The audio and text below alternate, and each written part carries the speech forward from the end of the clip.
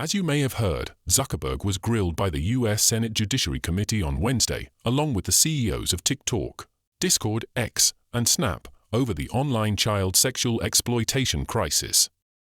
The hearing was attended by several families who said their children had been harmed by social media, either by being exposed to harmful content, being groomed by predators, or being driven to self-harm or suicide. Zuckerberg faced some tough questions from the senators who accused him of not doing enough to protect children online, and of prioritizing profits over safety.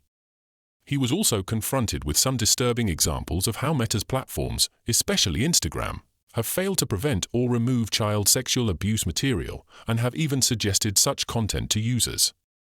The hearing was also prompted by the recent revelations from the whistleblower Frances Haugen, who leaked thousands of internal documents from Meta, showing that the company knew about the negative impacts of its products on the mental health and well-being of young users, especially teenage girls. The documents also exposed how Meta prioritized profits and growth over safety and integrity, and how it failed to address the spread of misinformation, hate speech, and violence on its platforms. The hearing was attended by Meta CEO Mark Zuckerberg, ex-CEO Linda Yaccarino, TikTok CEO Shou Zi Chew, Snap CEO Evan Spiegel, and Discord CEO Jason Citron. However, not all of them agreed to testify voluntarily.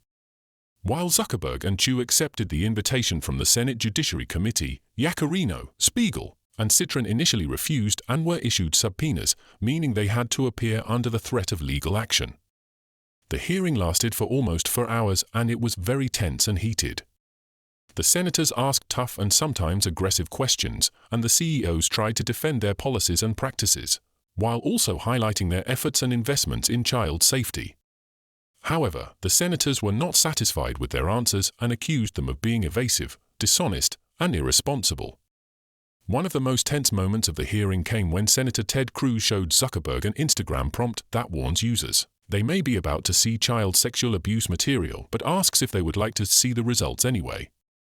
Cruz asked Zuckerberg, "What the hell were you thinking?" Zuckerberg said the prompt was based on basic science, that it's better to direct users to helpful resources than to just block the content.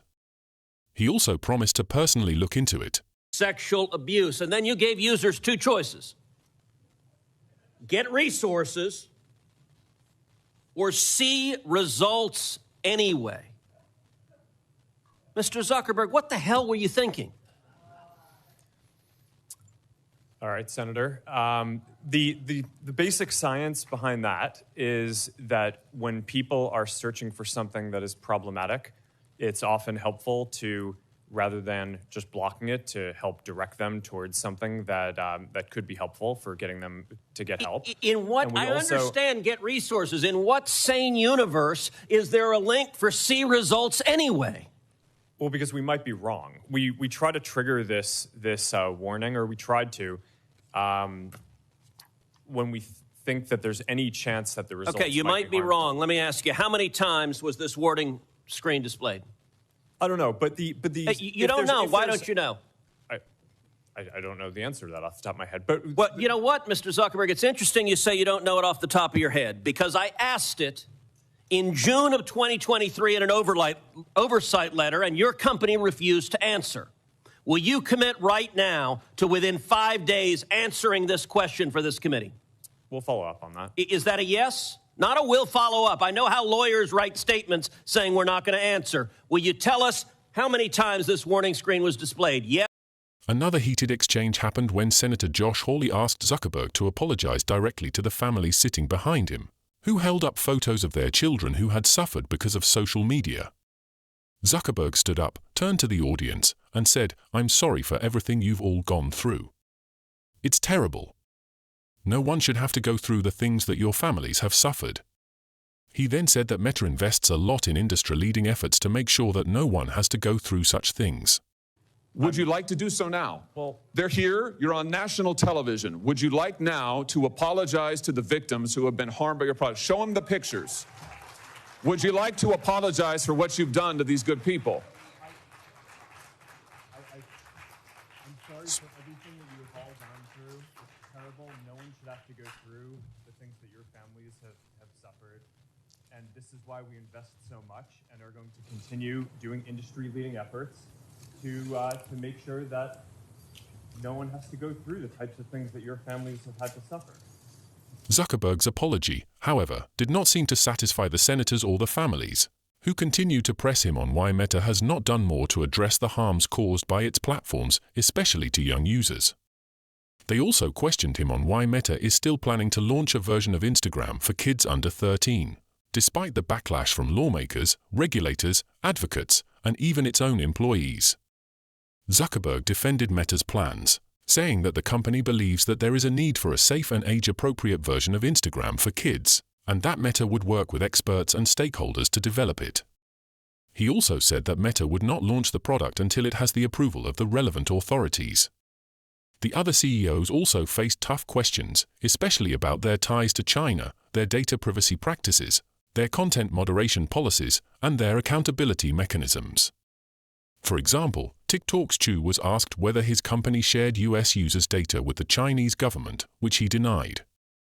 He also admitted that his own children do not use TikTok because of the rules in Singapore, where he lives.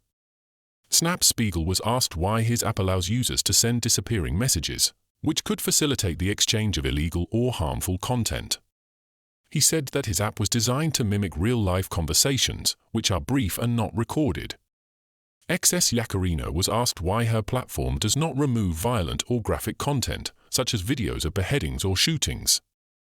She said that her platform has a public interest exception for such content, as long as it is clearly labeled and contextually relevant.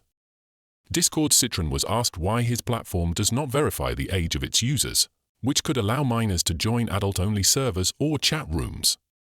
He said that his platform relies on self-reporting and community moderation and that it has a zero-tolerance policy for any illegal or harmful activity. The hearing ended with the senators expressing their frustration and disappointment with the tech CEOs and urging them to do more to protect children online. They also warned them that they would face more regulation and legislation if they do not take action. Some of the bills that the senators have proposed or supported include the Stop CSAM Act, which would make it easier for victims of child sexual abuse materials to ask tech companies to remove such materials, and to sue them if they fail to do so, the Earn IT Act, which would remove tech companies' immunity from liability for such materials, and the Kids Online Safety Act (KOSA) Act, which would create a duty of care for online platforms that recommend content to minors that could harm their mental health. The tech CEOs, for their part, said that they share the goal of protecting children online and that they have taken various measures to prevent, detect, and remove harmful content, such as using artificial intelligence, human moderators, user reports, and partnerships with third-party organizations. They also said that they support reasonable regulation and that they are open to working with the government and other stakeholders to find solutions. However, some of the tech CEOs also expressed concerns about the potential unintended consequences of some of the proposed legislation, such as undermining encryption, privacy, and free speech. They also argued that some of the problems are not unique to their platforms, but are rooted in broader societal issues that require a holistic and collaborative approach. The hearing lasted for almost 4 hours and was a rare opportunity for the senators to question the tech bosses under oath. It also highlighted the growing scrutiny and criticism that the tech industry faces over its impact on children and society at large. Whether the hearing will lead to any meaningful change or action remains to be seen, but one thing is clear: the pressure on Meta and other tech giants is not going away anytime soon. So, what do you think of the US Senate hearing on online child safety? Do you think the tech CEOs were honest and sincere? Do you think they're doing enough to protect children online? Do you think the senators were fair and reasonable? Do you think the proposed bills are necessary and effective? Let me know your thoughts in the comments below. Click here to watch my latest video on the partnership between Figure's humanoid robot and BMW. You can also click here to watch my video on why Tesla robot Optimus folding clothes is a big deal in the industry of robotics.